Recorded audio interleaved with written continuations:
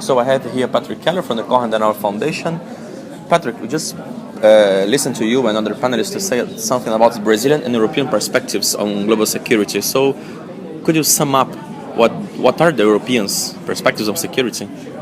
I think it's very hard to sum that up because the global security order that is emerging with the rise of the BRICS and the relative decline of the West and many problems of power diffusion with new actors playing a role in international affairs is so complex that it's very difficult to break it down. But if I were to propose a few points from a European perspective, I think the main points are, first of all, for us Europeans, the financial and debt crisis. That is a huge problem for the European Union. It threatens our cohesion and our effectiveness. So we are very much looking inward these days and are not as much an outward-looking actor as we would like to be and as we will have to be in the future again. So maybe that's the first point. The second point is that with the American pivot to Asia, many in Europe feel that in the future it will be more important that we as Europeans, as a EU, but also as the nations of Europe, are more able to stabilize our periphery. The Americans are looking towards the Asia-Pacific, so what is happening now in the Mediterranean, on the eastern borders of the EU? Who will guarantee stability there? I think we will have to shoulder a greater share of the burden there in the future as Europeans, and we are not yet prepared to do that. So strategically and in terms of capabilities, we have some work to do there. And that leads me to the third and final point, which is the Arab Spring, or the so-called Arabellion, or whatever you would like to call it, the upheaval in Northern Africa and parts of the Middle East. This is directly at the borders of the European Union. We are directly affected by that, not just in terms of trade and refugees, but also as a moral issue and in a general interest and stability.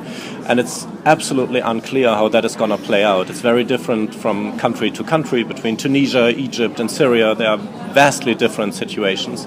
But they all affect us, and we will need to come up with a more coherent strategy on how to stabilize that country, those countries, or at least stop those conflicts from spilling over in the next decade or decade and a half, or however long it will take those countries to come to rest.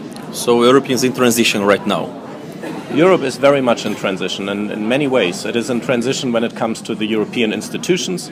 We are unclear how they will develop in the future. The cohesiveness of the European Union is an ongoing project. I'm very optimistic about that. If you look back to the last 1 or 2 decades, you can see that European integration moved forward despite all crises, and I'm sure it will do that again, but it will require much work.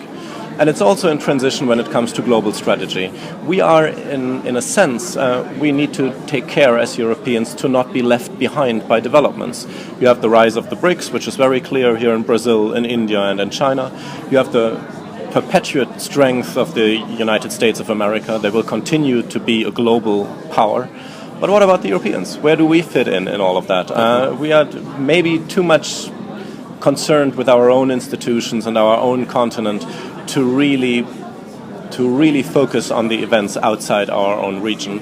And I think we should concentrate on them, and we must, in order to enforce global stability and a liberal international order that is to the benefit of us all.